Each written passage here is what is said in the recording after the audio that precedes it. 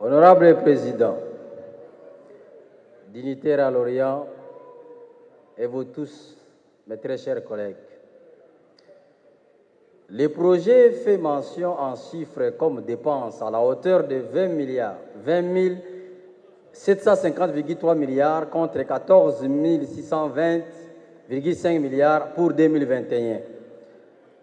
Comme vous le savez, en sciences appliquées, un système est en équilibre lorsque l'erreur tend vers zéro. Prenant en compte ces chiffres et tenant compte de la notion du déficit et de l'excédent, que le Premier ministre nous démontre l'équilibre de ce projet en cas de perturbation, catastrophe naturelle ou les fonds alloués pour l'effort de guerre. La politique est définie selon moi comme étant une gestion rigoureuse de manière à rendre socialement possible les attentes de la population. Mais quand je vois 23% comme affectation dans l'investissement, c'est-à-dire affaires économiques et protection sociale, je n'espère rien de mieux,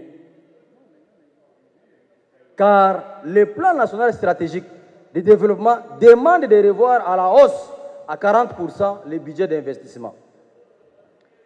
Comme vous le savez, la finalité de ces projets, c'est pour que celui qui ne travaille pas trouve de l'emploi, celui qui travaille soit bien payé et celui qui crée de l'emploi soit récompensé. Le Premier ministre parle ici des avancées par rapport aux accroissements. Mais nous avons connu ici un Premier ministre au nom de Kizenga, avec un budget de moins de 3 milliards, il a payé les étudiants à la bourse.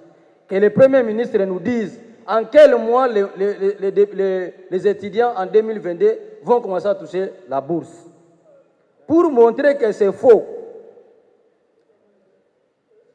Au ministère des ITPR, Monsieur le Premier ministre, Président, vous allez lui donner ces éléments. 1,08% pour les ITPR. On se moque de qui? Nous avons 58 350 km asphaltés, des routes. Vous affectez 1%, c'est-à-dire si le budget sera de 10 milliards, c'est 100 millions, donc 100 km. Pas même qui sentent ici. Quand vous parlez, vous tenez compte qu'il y a des mathématiciens ici? Je ne sais pas. Et quand vous dites, vous donnez 0,5% pour le ministère des Recherches scientifiques, je me rends compte que vous ne respectez pas le système éducatif congolais. Et vous n'en tenez même pas compte. Et si je vais au ministère de l'électricité, tout ce qu'on est en train de dire, vous pouvez tout chanter sur le mot développement. Le développement ne vient que sur base de l'électricité. À l'époque, avec Maréchal Mobutu, on avait 2400 MW sur les jeux de barres. Du 1er IRI à 18e IRI, c'était des entreprises, des industries. Et Kisang, province orientale, c'était la capitale économique du Zaïre. Katanga, c'était le poumon économique du budget. Mais aujourd'hui, par faute d'électricité, par manque d'électricité, du 1er IRI au 17e IRI, ce sont des églises. La province orientale est dans les noirs. Katanga importe plus de 150 MW. Et c'est tout le monde qui devient commerçant. Ça ne vous dit rien? Vous pensez que le développement, c'est quoi? Ce n'est que l'électricité. Un pays développé, c'est un pays industrialisé. Et pour industrialiser le pays, c'est l'électricité. Sans l'électricité, vous pouvez commencer à chanter jusqu'au bout, vous n'aurez rien. Et en chutant, je veux dire, Président, vous nous avez confié un travail.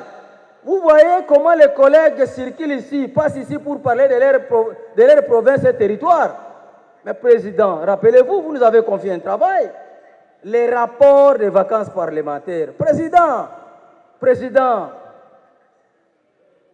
le gouvernement ne peut rien faire de bon si ce n'est pas les rapports des vacances parlementaires. C'est ce qui reflète les besoins de la population. Le reste, c'est déjà dit, c'est déjà fait, on ne va pas satisfaire la population.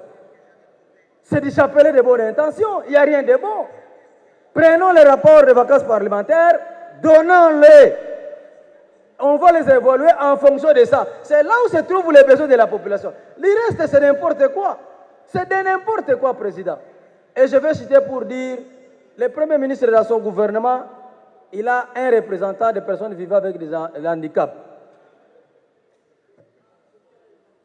Veuillez en tenir compte. Dans chaque territoire, tenez compte des personnes vivant avec handicap. Et pour citer, Président, vous allez informer le Premier ministre. À l'époque, je m'adresse au Président.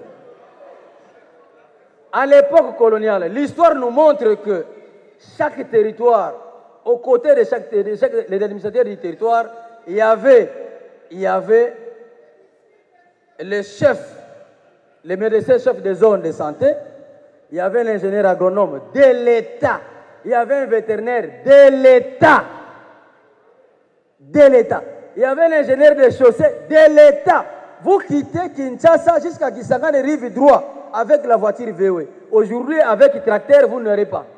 Vous quittez Kinshasa jusqu'à Kasumalesa, Moena VW. Mais aujourd'hui, même 4x4, vous n'arriverez pas. Qu'est-ce qui vous dépasse en fait? Qu'est-ce qui vous dépasse?